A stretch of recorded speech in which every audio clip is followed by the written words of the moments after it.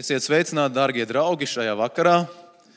Priecājamies īpaši par ikvienu no jums, īpaši par tiem, kas pirmo vakaru ir atnākuši mūsu 7 pārdomu vakaru ciklā. Jūs neesat nokavējuši, jo jūs esat tieši uz vidu atnākuši. Jo 3 vakari mums ir bijuši, 3 vēl mums stāv priekšā un beigās arī tāds dziesmots vakars nākamajā sestdienā. Šodien, ienākot pa šīs ēkas durvīm, man viens cilvēks uzdod jautājumu un saka, kas tad īsti ir morāle? Vai nav tā, ka viņa taču katram ir sava tā morāles izpratne? Un šodienas tēma mums arī būs, ko darīt, kad morāles pamati sakustās, jeb brūk. Es domāju, ka mēs visi dzīvojam ne izolētā pasaulē, mēs neesam akli, mēs redzam, kas notiek apkārt. Un šodien arī nedaudz varbūt tāds apkopojums būs, varbūt daudziem būs šoks, ka to visu saliek kopā, kas notiek apkārt. Bet es ticu, mēs arī radīsim atbildi, kā tad mēs varam varbūt šajā situācijā, kad morāle brūk, kas mums ir jādara, lai mēs tomēr būtu uz droša pamata. Un šodien mūsu pārdomās arī ievadīs mūsu draudzes mācītājs Avo Štopis. Došu viņam vārdu un lūdzu, Avo.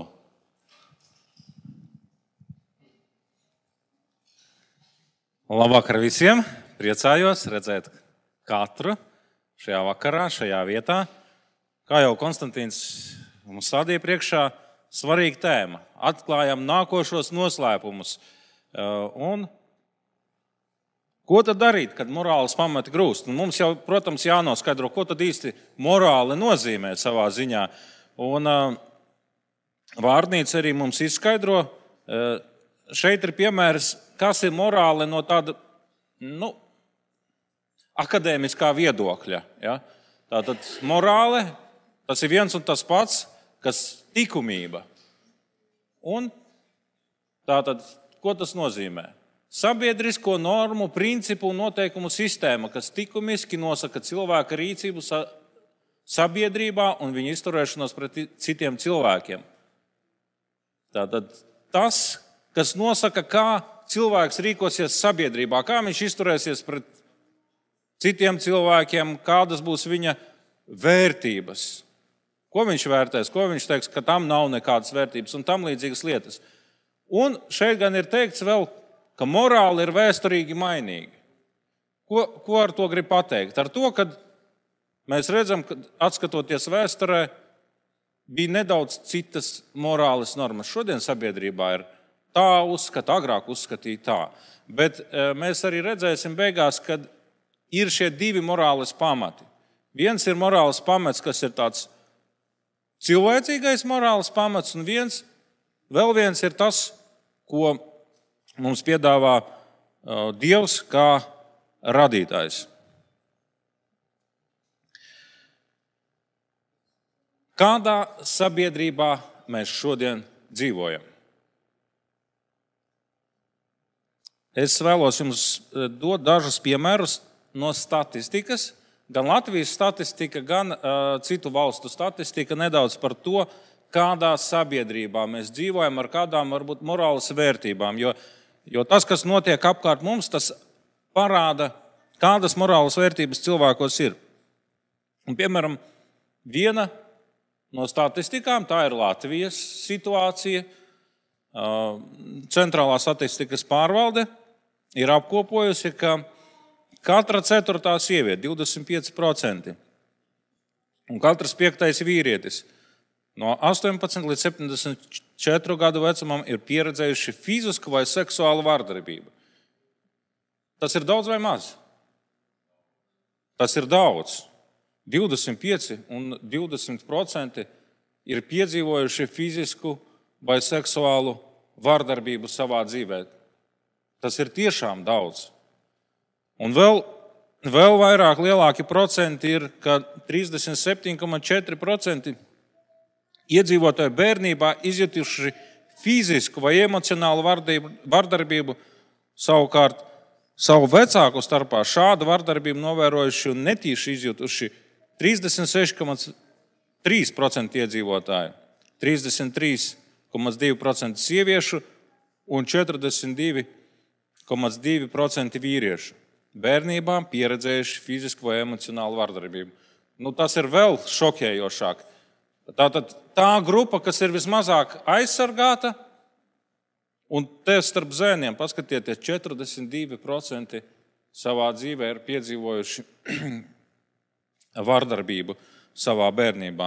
Tas ir šokējoši. Vēl kādā sabiedrībā mēs dzīvojam, ar ko man ir nācies arī savas pastorālās kalpošanas ietvaros saskarties. Tas ir tā saucamais modernā vārdā mobbings. Un mobbings, viņš var būt gan starp pieaugušiem darba vietās, gan starp bērniem, pusaudžiem, skolās, bērnu dārzos pat var būt un tam līdzīgi. Ko nozīmē mobbings? Tātad psiholoģisks terors, kad kāds no tavas vides, no darba kolēģiem, piemēram, ja tas ir darbā, psiholoģiski tevi apspiež. Un varbūt arī mobbings ne tikai psiholoģisks, viņš sākās ar psiholoģiju, ar tādu emocionālu, vārdisku vardarbību, bet pēc tam viņš arī var pāraukt fiziskā vardarbībā. Un tas pats ir arī novērojams skolās. Ļoti bieži mēs redzam, un tas ir tas, ar ko man bija jāsastopās, kad ir mobbings skolās. Piemēram, pie manis atnāk vecāki un saka, ko darīt. Un kāda problēma? Viņi saka, mēs neesam ļoti turīgi vecāki, bet skolā ir radusies kāda problēma. Mūsu bērns tiek atstumts vai piedzīvo mobbingu kāda iemesla dēļ. Tāpēc, kad telefona aparāts, ko viņš lieto, viedierīce, viņa nav ar iekostā ābola simbolu. Un līdz ar to klasē veidojas grupa, tātad tiem, kam ir iekosti āboli, un tiem, kam nav iekosti āboli. Un tas ir ne tikai Rīgā šeit sastopams, starp citu. Tas ir arī sastopams Latgales nelielo lauku reģionu skolās. Tātad bērni piedzīvo šo emocionālo un psiholoģisko vardarbību no savu vienaudžu puses, kad viņi piedzīvo šo mobbingu. Tas ir normāli mūsdienu sabiedrībā. Tā ir mūsdienu sabiedrības realitāte, bet tas nav normāli. Tā nav morāles norma, ar kuru mums būtu jāsamierinās. Vēl ar ko mums jāsastopās – laulības šķiršanas. Un šeit mani nošokēja arī šī statistika, Latvijas statistika.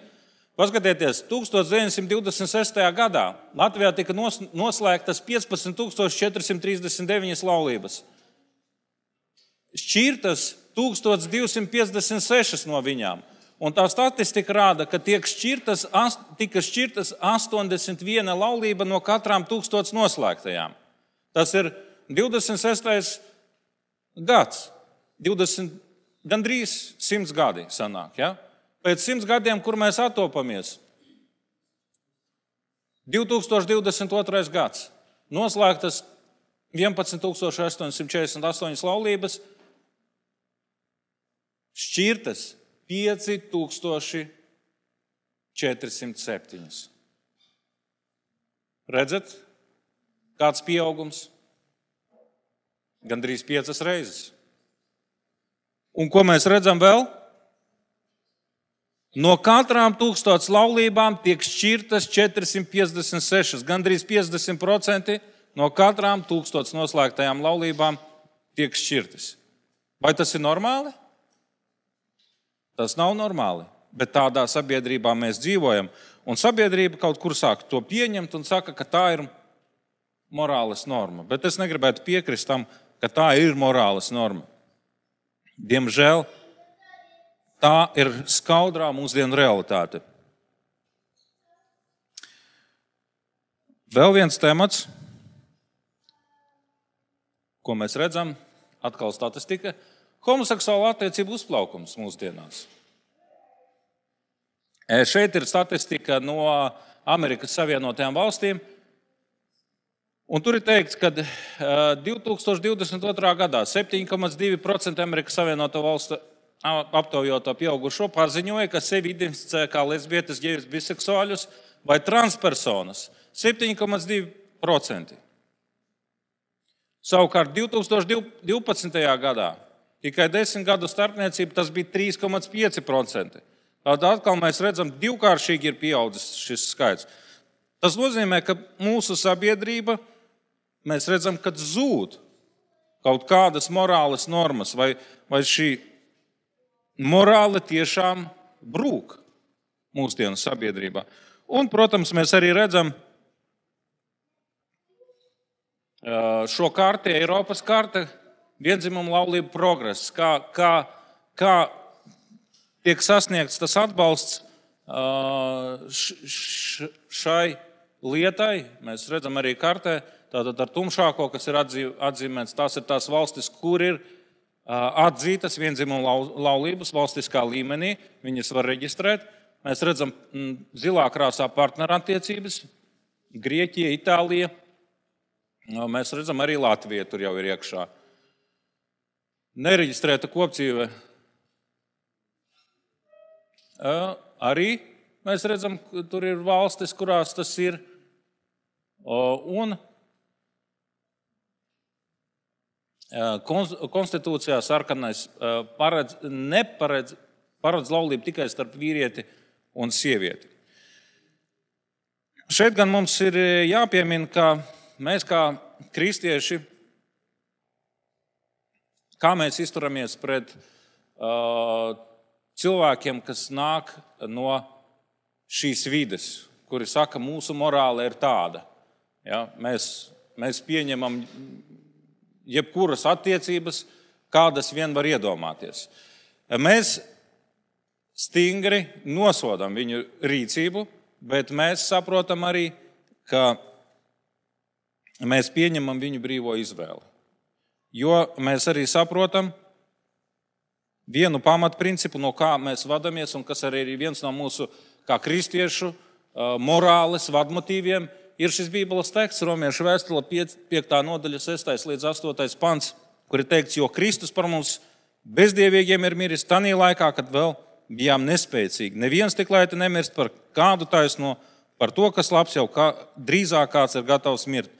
Bet Dievs savu mīlestību uz mums pierāda ar to, ka Kristus par mums miris, kad mēs vēl bijām grēcinieki. Tātad mūsu kā kristiešu morāles pamats ir tas, ka mēs respektējam cilvēka brīvo izvēli, tāpat kā Dievs respektē cilvēka brīvo izvēli. Mēs redzam Ēdenes dārza stāstā, ja mēs palasīsim 1. Mūzes grāmatu pašu sākumu Bībeles, tad mēs redzēsim, ka tika Ēdenes dārzā pirmajiem radītajiem cilvēkiem dots ļaunā un labā atzīšanas koks, un Dievs deva cilvēkiem izvēli. Paklausīt viņam, bet viņiem bija arī izvēle nepaklausīt, un cilvēks izvēlējās nepaklausīt.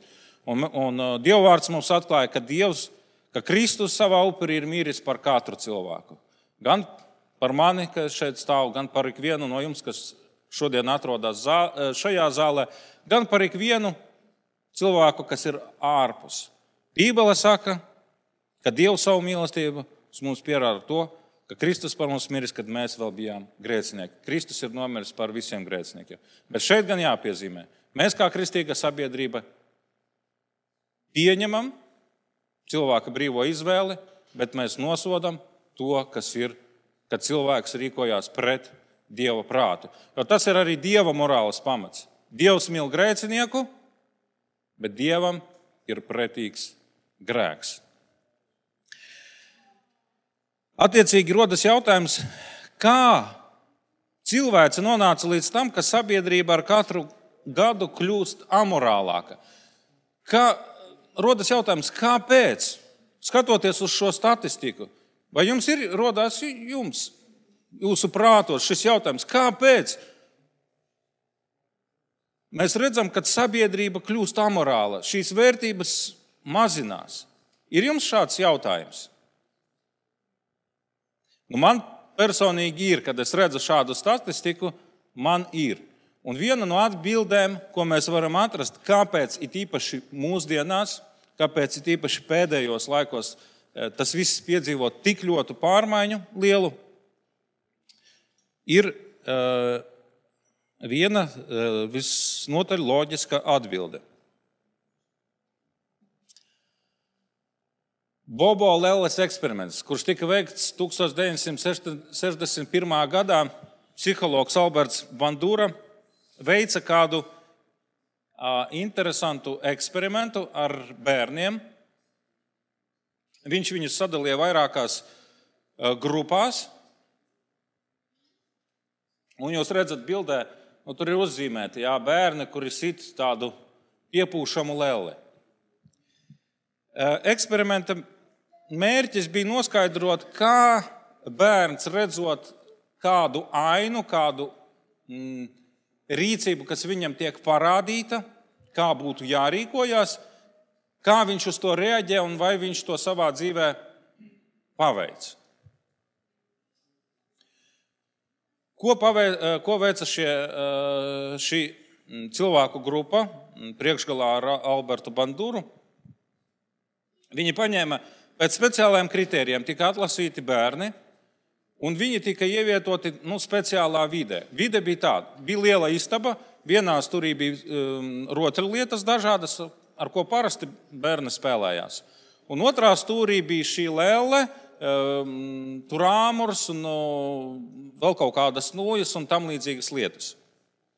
Pirmajā eksperimenta gaitā, pirmajā fāzē, bērnu ieved šajā istabā, parāda viņam šo stūrīti, kur var spēlēties, un viņš spēlējās ar šīm mantiņām, ar kurām viņam atļauts spēlēties.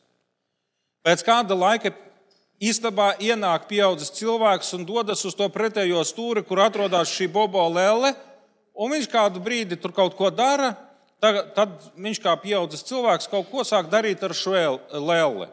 Pēc tam viņš šo lelli sāk sist. Viņš viņu sit, viņš viņu žņauc, viņš viņai sēžas virsū, viņš ņem āmuru, klapē šo lelli. Tā bija viena grupa. Pa vienam bērnu sveda šajā grupā un rādīja viņam šādu piemēru. Citai bērnu grupai rādīja, ka cilvēks neizturās agresīvi pret šo lelli. Tātad bērns atkal viņam tas pats uzdevums, viņam jāspēlējās. Un viņš redz, ka vienkārši tur tas pieaugušais veic neagresīvu uzvedības modeli pret šo lelli. Citos eksperimentos viņi arī mēģināja to pašu atkārtot. Trešā grupa bija, kad šie pieaugušie viņi ar labestību izturās pret šo lelli. Otrā eksperimenta fāze bija tāda, kad bērns tiek ievests atkal tādā pat istabā, aptuveni aina tāda pati, viņam atkal ir spēļmantiņas vienas, un atkal ir šī Bobo lelle. Viņam atļauj spēlēties ar noteiktām lietām, pēc tam viņam šīs lietas atņem, un tad viņam atliek kā tikai spēlēties ar šo Bobo lelli. Un pierādījās, ka tie bērni, kuri redzēja šo fizisko izrēķināšanos, šo agresiju pret šo lelli, viņi arī paši veica agresiju pret šo lelli. Attiecīgi bērni, kuri neveica šo agresiju, viņi neveica agresiju, kuri neredzēja šo agresiju. Tātad jūs varat arī paši internetā pameklēt, materiāli ir ļoti pieejami.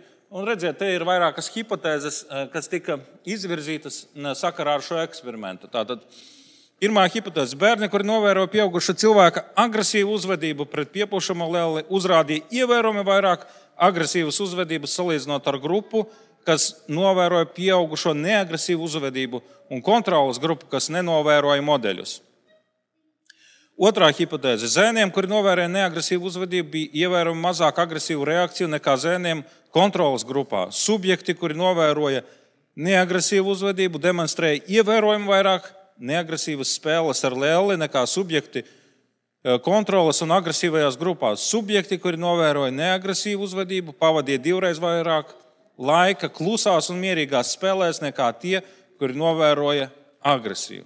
Un trešā hipotēze: bērni patiesībā vairāk atdarina viena dzimuma pieaugušo uzvedību nekā pretējā dzimuma pārstāvi.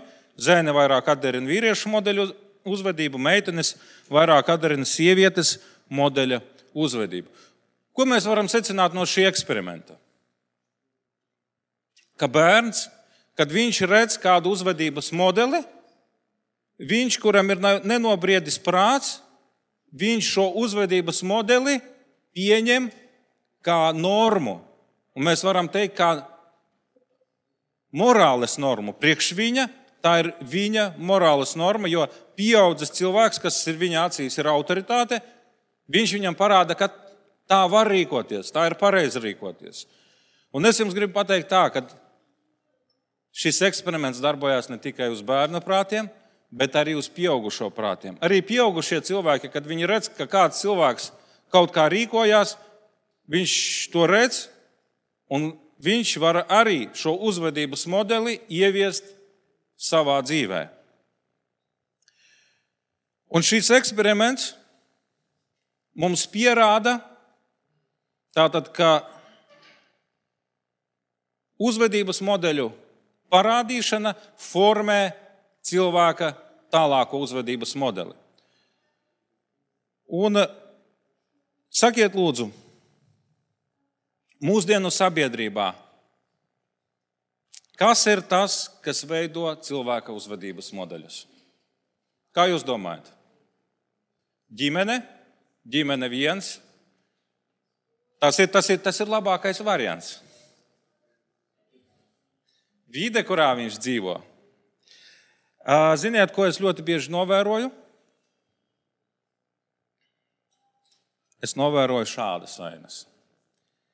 Ka gan bērnus, gan jauniešus, viņu uzskatus, viņu morāles normas, mūsdienu sabiedrību audzina dažādi mediji.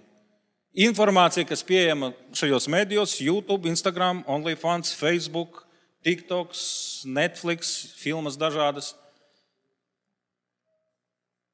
Praktiski paskatieties, es, kad braucu pa Rīgu, es skatos uz cilvēkiem uz ielas. Es skatos, bērni sēž autobusa pieturā, viņi ir vienmēr iekšā telefonos. Viņi iet uz mājām, viņi neskatās zem kājām, viņi ir iekšā telefonos. Ko viņi dara šajos telefonos? Vai nu viņi atrodas kādā no šīm platformām? Arī pieaugušie ļoti bieži atrodas šajās platformās un iegūst tur informāciju. Redziet, kāda ir bīstamība. Šeit ir gan laba informācija, gan slikta informācija. Un sliktās ir daudz vairāk. Uz pavisam nenobriedušiem prātiem darbojas šādas lietas. Pavisam bezvainīga multfilma pirmajā kadrā mums ir Toms un Džerijs. Daudzi es no savas bērnības atceros, bet tas, ko es tagad atceros, tur ir nemitīga vardarbības ainas. Nemitīga vardarbība. Vienkārši viss sižets ir tajā, ka kaķis mēģina noķert peli, tā pele viņam dod atpakaļ zvetē. Un tagad uzminiet, kuri gadi bija šīs multfilmas uzplaukuma gadi. No 1963. gada. Nākošie 12 gadi, un pēc tam atkal tur 90. gadi. Ļoti interesanti. Psihologi pierāda, ka tas, ko bērns redz, tas formē viņa morāles vērtības, un pēkšņi parādās animācijas filma, kura kā vērtības parāda vardarbību. Un ja mēs paņemam vienkārši vienas no populārākajām animācijas filmām, visas, ko es šeit esmu izlicis, visur ir redzama vardarbība. Un tāpēc šodien mums nav jābrīnās, ka bērnu vidū, pusauģu vidū un pat jau pieaugušu cilvēku vidū ir ļoti izplatīta vardarbība, jo viņi ir uzauguši uz šīm vērtībām. Vēl viena lieta, mums skatos daudz jaunieši. Jūs jau laikam šos kadrus daži atpazīstat. Populārākās videospēles. Es izskatīju daudz sarakstus, es te varētu ielikt vēl daudz bildes, daudz nosaukumus, bet absolūti lielākais vairākums ir šīs stratēģijas ar dažādām šaušanām un tam līdzīgi. Un, protams, videospēles ir vienas no populārākām Amerikas Savienotajās valstīm, un tur ir ieroči brīvi pieejami. Un ko mēs redzam? Nemitīgi mēs ziņās lasām par atkal kādā no Amerikas Savienoto Valstu skolām ir kārtēja apšaude. Kāpēc? Atbilde ir vienkārša. Tās lietas, kas šodien audzina bērnu, viņu psihi, tās lietas, kas viņiem parāda morāles vērtības, tās ir viņos iekšā un viņi tās piepilda savā dzīvē.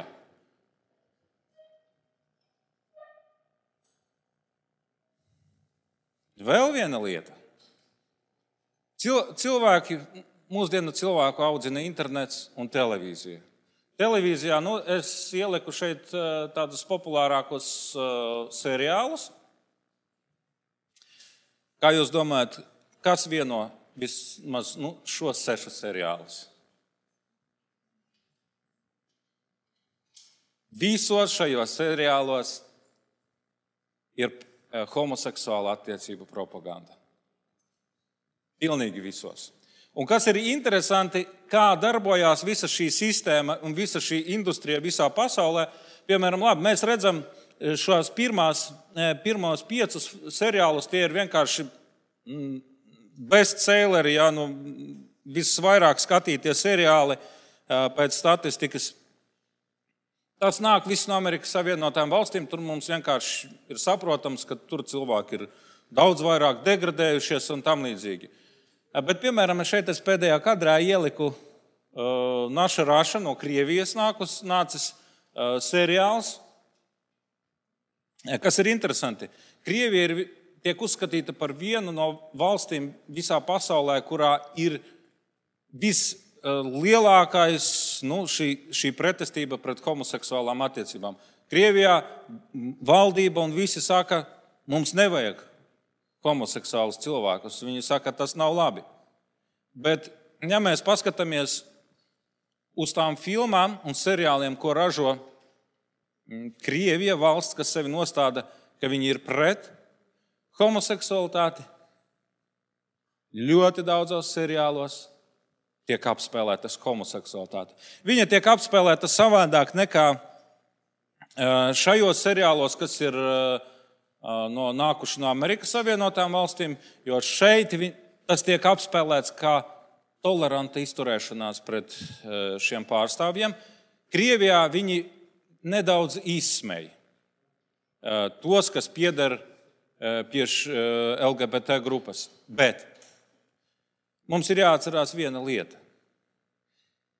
Ja cilvēks tikai pajoko par to, bet nepasaka, ka tas ir labi vai slikti, tas vairāk novirza uz to, ka cilvēks saka, norma, tā ir norma.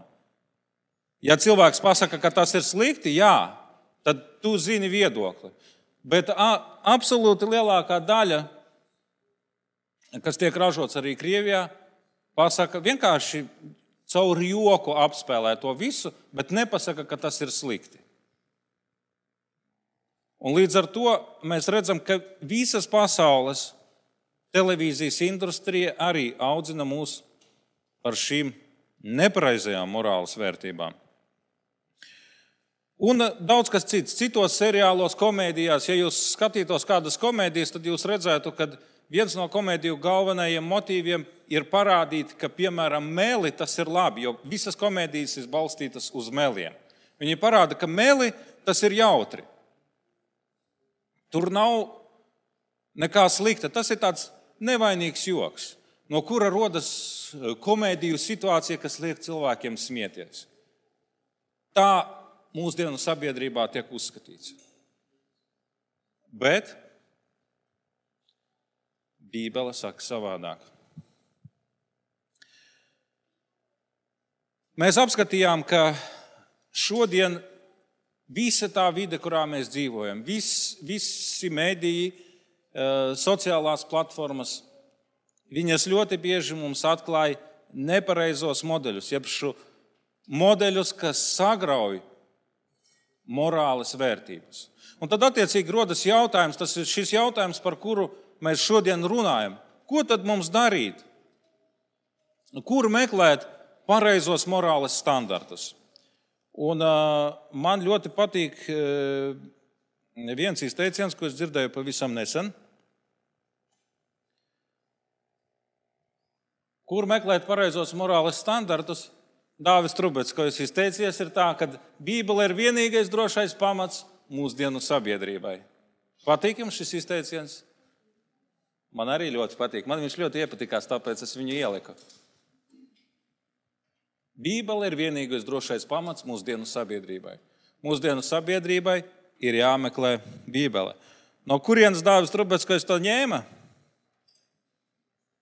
Lasam 2. Timotejam 3, 16, 17. Ko Pāvils raksta par Bībeli, par to informāciju, kas ir ietverta šajā grāmatā. Viņš saka, visi šie raksti ir Dieva iedvesti un ir noderīgi mācībai, vainas pierādīšanai, labošanai, audzināšanai taisnībā, lai Dieva cilvēks būtu pilnīgs sagatavots katram labam darbam. Ko mēs ar to saprotam? Ka Bībele ir Dieva iedvesta, tas ir vēstījums nevis no cilvēka, bet no Dieva, un ka tas, kas ir atrodams šajā grāmatā, tas ir derīgs mācībai, vainas pierādīšanai, labošanai, audzināšanai taisnībā. Tas ir derīgs, lai veidotu cilvēkam pareizus morāles standartus un stipras morāles standartus. Un Bībelē mēs varam atrast arī šos morāles standartus. Kādi ir bībeliskie morāles standarti? Mēs nedaudz pieskārāmies un varējām redzēt, kādi ir mūsdienu pasaules morāles standarti, bet kādi ir bībeliskie? Piemēram, 10 dieva baušļi, ko mēs zinām, ka Bībelē ir 10 dieva baušļi, un ir 6 baušļi. Pirmie 4 ir baušļi attiecības starp Dievu un cilvēku, bet, kad mēs izskatām šo principu par morāli, par likumību, tad mums ir svarīgi izskatīt tieši nākošos baušļus, kas ir nākošie 6, kas attiecās attiecības starp cilvēkiem, starp personu attiecības. Un tātad tas ir augstākais morāles standarts, kas var būt. Un tas ir standarts, pēc kā es personīgi dzīvoju. Pirmais, tas ir tātad 5. bauslis. Ir teikts, godini savu tēvu un savu māti, lai tu ilgi dzīvotu tanī zemē, ko tas kungs, tavs Dievs, tev dod. Par ko mums saka šis morāles standarts? Tas runā par cieņu pret saviem vecākiem. Tas runā, ko nozīmē cieņa pret vecākiem? Tātad rūpes, mīlestības parādīšana, nekādas vārdarbības pret vecākiem. Tātad mēs redzam, ka mūsdienu sabiedrībā ir liela vārdarbība. Gan bērni pret vecākiem, gan vecāki pret bērniem. Kā kurā ģimenē tas notiek. Bet, piemēram, bībeliskais morāles standarts nosaka, ka bērniem ir jāciena savus tēvus un savu māti. Nākošais morāles standarts, ko mums Bībele piedāvā, tev nebūs nokaut. Par ko tas runā? Tas runā par to, ka nebūs atņemt tev dzīvību. Bet vai tikai par to tas runā? Šis morāles standarts viņš ir daudz plašāks, jo tas ir tāds īsais variants, tāds lielais apkopums. Jo mēs saprotam, ka šis morāles standarts viņš ietver arī sevi. Tev nebūs nokaut emocionāli cilvēku. Piemēram, ar šo mobbingu, par kuru mēs iepriekš paskatījāmies, ka tas ir. Jo cilvēku emocionāli var nokaut. Kādā veidā? Piemēram, bērns piedzīvo skolā mobbingu, nemitīgi psiholoģiski viņam tiek kaut kas teikts, ka tu esi tāds un nepareizs. Viņš neiztur, aiziet un nolec no kāda nama jumta. Viņš izdarīs pašnāvību. Kurš ir atbildīgs par to? Tur atbildība jāuzņemās arī tam, kura darbību rezultāti viņu noveda līdz šādai darbībai.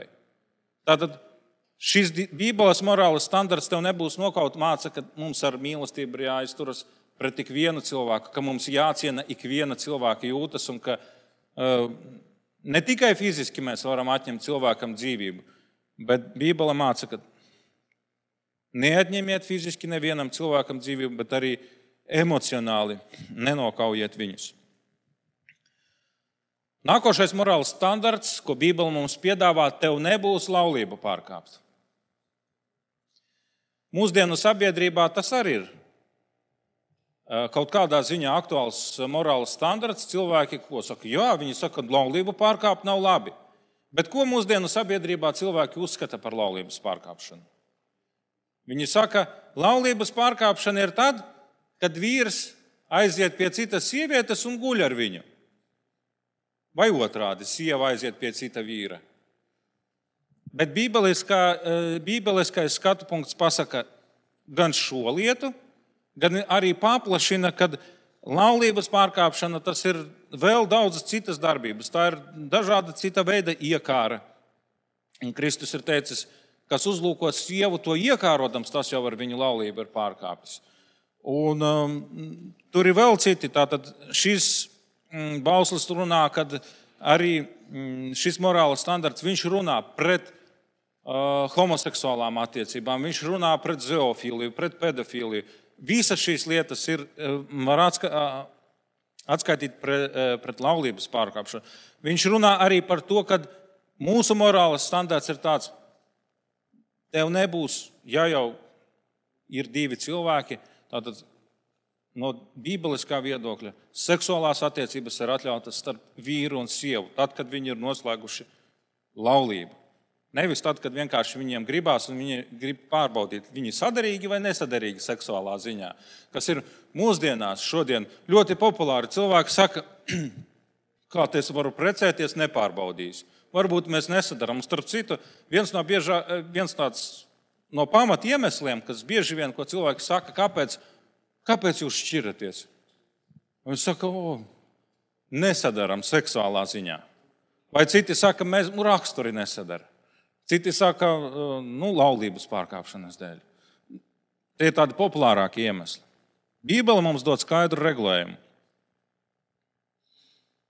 Nākošais morāls standarts tev nebūs zakt. Tātad tev nebūs atņemt cilvēkam to, kas viņam pieder. Tev nebūs nepatiesu liecību dot, jeb tev nebūs melot saviem līdzcilvēkiem. Kā mēs šodien dzīvojam? Varam teikt, visi melo. Visi melo un daudzi melo. Un mēs redzam arī, kā jau es teicu, paskatieties jebkuru komēdiju. Jebkuru komēdiju seriālu. Vienkārši intereses pēc, ja jūs neskatāties tie, kas ir draudzes locekļi. Vienkārši 20 minūtes un pacentieties saskaitīt, cik reizes tajā seriālā ir melots. Tajā vienā sērijā. Es saskaitīju vienreiz, es mēģināju skaitīt, es saskaitīju 20 reizes, 20 minūtēs, 20 reizes. Iedomājieties. Un no tā mēs augam un to uztveram kā normu. Bībele mums saka, tev nebūs nepatiesu liecību dot.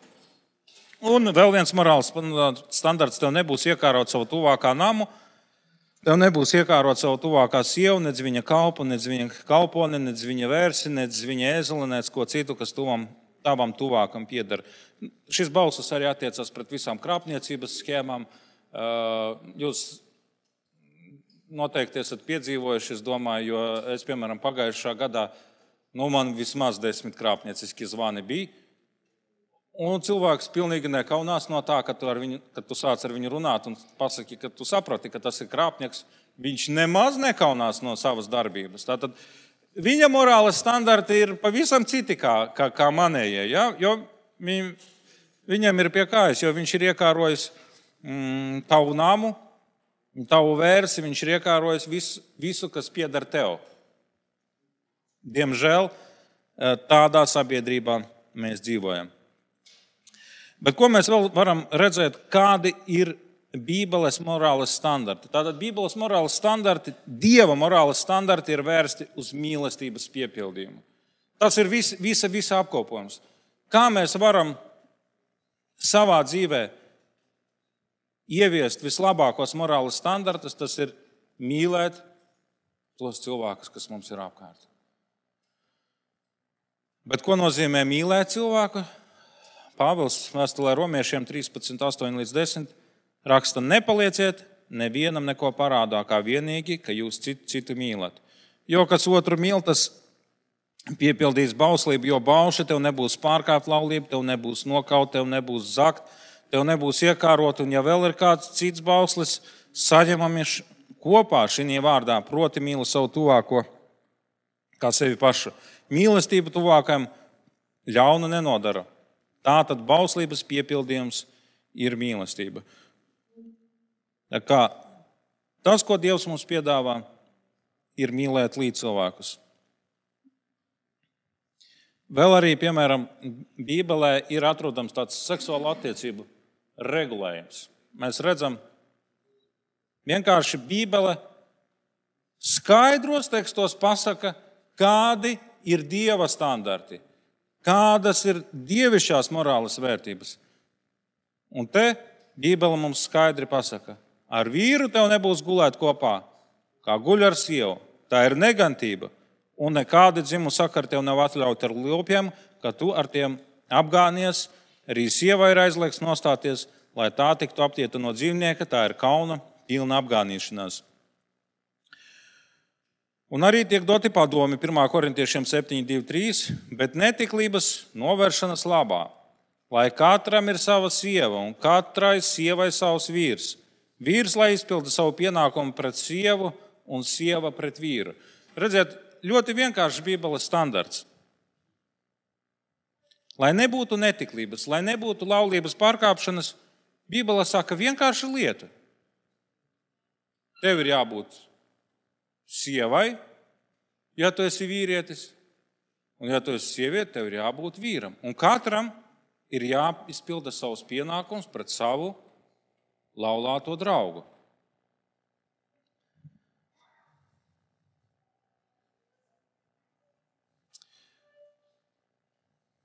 Šeit arī Marka evaņģēlijā Jēzus saka šādu pamācību, un viņš tiem saka, ja kas no savas sievas šķiras un citu precē, tas laulību pārkāp pret viņu, un ja sieva no sava vīra šķiras un ar citu apprecas, tā pārkāp laulību.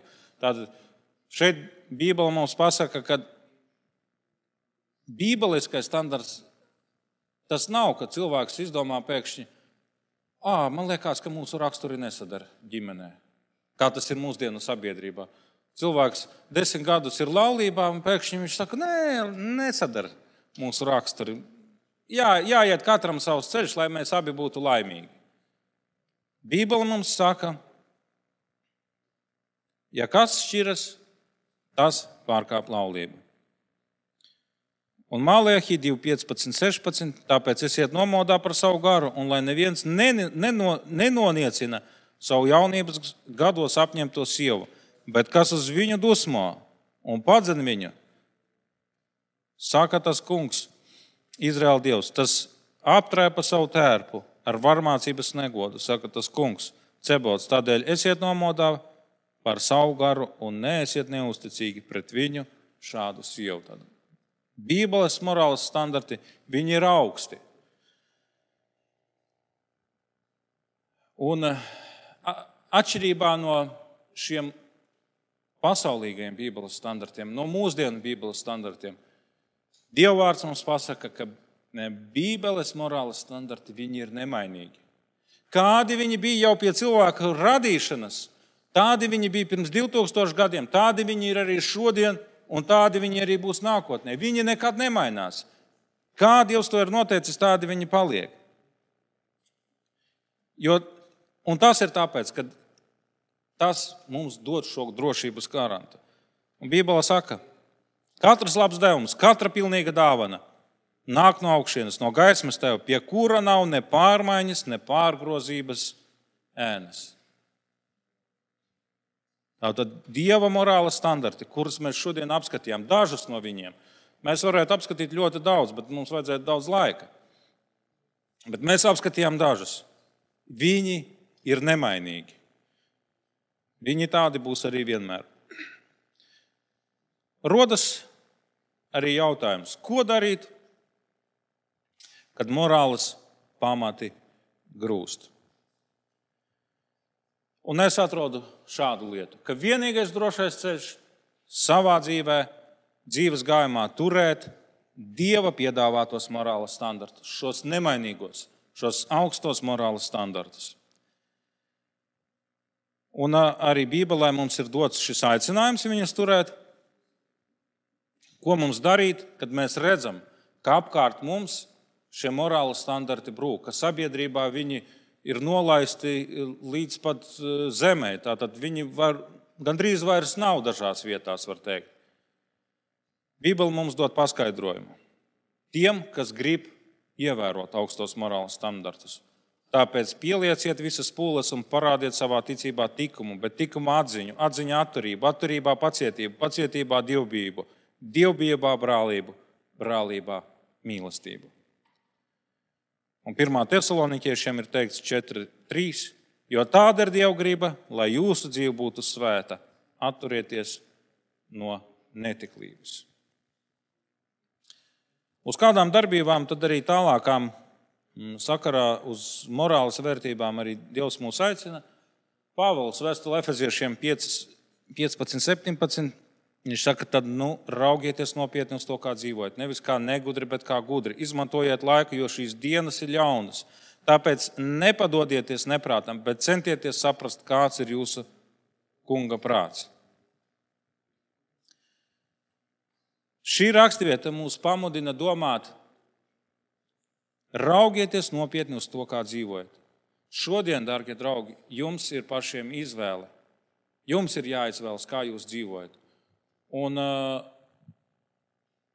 ja jūs gribat turēties pie augstiem morāles standartiem, tad šodien jums ir jāizdara izvēle. Vai es iešu pie šīm dažādām sociālām platformām un skatīšos to, kas audzinās mani pa visiem nepareiziem standartiem? Vai es tomēr paņemšu kādreiz Dievu vārdu un pameklēšu, kādi morāles standarti tur atklājās? Vēl ir viena praktiska lieta, 1. Korintiešiem 15:33, ko Pāvils raksta. Viņš saka, nepievilieties ļaunas sabiedrības samaitā labus tikumus. Ja šodien jums ir labi morāles, augsti morāles principi, Bībele saka, ja jūs ejat un labprātīgi atrodaties ļaunā sabiedrībā, tad jums draudās, kad jūs varat pārņemt tās morāles vērtības. Kaut arī jums šodien ir šīs augstās morāles vērtības. Tad, ja jūs redzat, ka kaut kur ir samaitātība, jums tur nav jāatrodās. Un Salamana arī pamācības, Salamana pamācībās tas aicinājums 22:6, tas ir vecākiem ļoti aktuāls. Māci savam bērnam viņa ceļus, no tā viņš neatstājas arī tad, kad viņš jau vecs kļuvis. Ko tas mums pasaka? Šodien vecāku atbildība ir nevis apgādāt bērnu ar pēdējām, visjaunākajām viedierīcēm, nevis viņu tikai apģērbt un paēdināt, bet vecāku atbildība ir rūpēties par bērnu un, es arī teikšu, kontrolēt, ko jūsu bērns dara. Kontrolēt, kādā vidē jūsu bērns atrodas. Tās ir jūsu vecāku tiesības. Un tās ir ierakstītas Latvijas valsts likumdošanā, un tās ir ierakstītas arī Bībelē. Vecākiem ir tiesības kontrolēt savus bērnus. Līdz pilngadībai tās ir viņu tiesības. Un kā vecākiem gribu atgādināt, kad izmantojiet savas tiesības. Ja jūs negribat, lai jūsu bērni nonāk samaitātā vidē un pieņem samaitātas morāles vērtības, jums tas ir jāpaveic. Jums ir jāparūpējās, un kas jādara? Māciet savam bērnam viņa ceļu. Atklājiet viņam to, kas ir pareizs. Centieties nokontrolēt, lai nav tā, ka YouTube, Facebook, kas tur vēl, citas šīs platformas, ka viņas audzinātu jūsu bērnus. Vai šis pat multfilmas, ko mēs redzējām. Tas ir šodien ļoti labi novērojams. Vecāki ir aizņemti ar dažādiem darbiem, viņi atved bērnu mājās no bērnu dārza, un bērns vairākas stundas, ko dara? Pavada pie televizora. Un tas, ko viņš redz, tas viņu audzina. Un pēc tam vecāki nevar saprast, kāpēc bērns ir hiperaktīvs, kāpēc bērns ir agresīvs. Tāpēc, kad viņš ir saņēmis tādu audzināšanu. Ja vecāki izpildīs savu pienākumu, tad arī jums tālāk vecumdienās būs daudz vieglāk. Un ticiet man, jūsu dzīvē būs piepildīsies šis 5. balsos, par ko mēs runājam. Bērni godinās savu tēvu un savu māti. Tādēļ, dārgie draugi, tas, kas mums šodien ir jāpārdomā, ka mums jābūt vērīgiem uz to, kādā vidē mēs dzīvojam. Mums jābūt vērīgiem un jāskatās uz to, kas ir tās vērtības, kas mūs šodien audzina, kas ir tās vērtības, kas veido mūs kā personību šodien. Vai tās ir sociālās vides platformas dažādas un tas, kas tur atklāts, vai tās ir filmas, seriāli, datorspēles, vai tie ir cilvēki uz ielas. Vai tas ir Dieva vārds? Šodien mums jādod tām atziņa. Jo mēs redzam, ka cilvēka psihe ir veidota tā, ka tas, ko viņš redz, tas ir viņa morāles parauga standarts. Tādēļ esiet uzmanīgi ar to, ko jūs šodien skatāties, ko jūs šodien novērojat. Es zinu, tā ir. Es to saku ne tikai šīs lekcijas ietvaros, bet tas ir no manas dzīves pieredzes jau. Ko es redzu, kā ir jācīnās vecākiem ar dažādām problēmām mūsdienu sabiedrībā. Un galvenais viņa iemesls, tas ir tāpēc, ka visa šī vide, kas mums apkārt, tā veido mūs. Tāpēc raugieties uzmanīgi uz vidi, kurā jūs dzīvojat. Un vēl viena pēdējā pamācība. No Dieva vārda, Salmona pamācības 4.23. Pāri visam, kas jāsargā savu sirdi, jo no turienes rosās dzīvība. Dargie draugi, to es arī jums novēlu. Sargiet sevi, sargiet savas sirdis.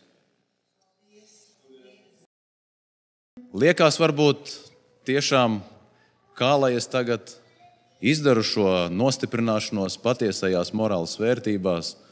Varbūt kāds nav Bībeli atvērs līdz šim, varbūt viņam nav jums kādam šī Bībele. Mēs esam arī nolēmuši tiem, kas nākat uz šiem vakariem, un ja jūs vēlaties, lai jums būtu īpašumā pašiem sava Bībele, varbūt ne uzreiz jūs viņu visu izlasīsiet un kļūsiet tagad tikai par šauri domājošu kristieti vai ieslēgtu kādā baznīcā. Bet šī grāmata patiešām ir vērtīga. Tā ir nenovecojoša, nemainīga un stabila un droša arī šajos morāles jautājumos. Tā kā droši, ja jūs vēlaties iegūt īpašumā savu Bībeli, tad jūs varat pieteikties pie sava drauga, kas jūs šeit ir uzaicinājis, vai pie manis, vai pie Āvo, un kad noslēgsies šie pārdomu vakari šajā sestdienā nākamajā, kad būs šis dziesmotais vakars, tad mēs arī dāvināsim šīs Bībeles. Ja jums ir interese palasīt arī kaut ko tādu, varbūt vieglāku sākumā, tad mums tur ir tāds grāmatu galdiņš pie ieejas pa labi, un tur ir dažāda literatūra arī pa dažādām tēmām. Ja kaut kas no tā jūs interesē, jūs arī varat šīs grāmatas dabūt kā dāvanu. Bet šis vakars ar to nebeidzās.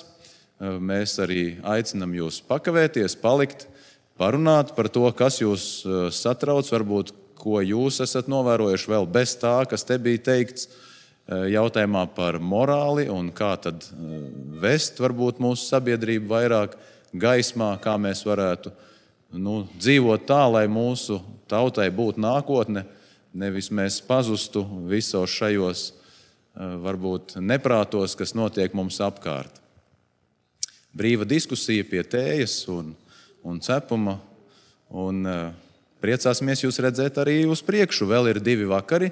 Nākamajā nedēļā, otrdienā, mēs runāsim par tēmu kari. Mēs zinām šobrīd divi tādi militārie konflikti, kas notiek jau ilgstoši. Tā ir Ukraina un arī Palestīnas-Izraēlas konflikts. Kas tas ir? Kāpēc tas notiek? Un vai ir iespējams vispār miers uz zemes? Tas būs otrdienas temats.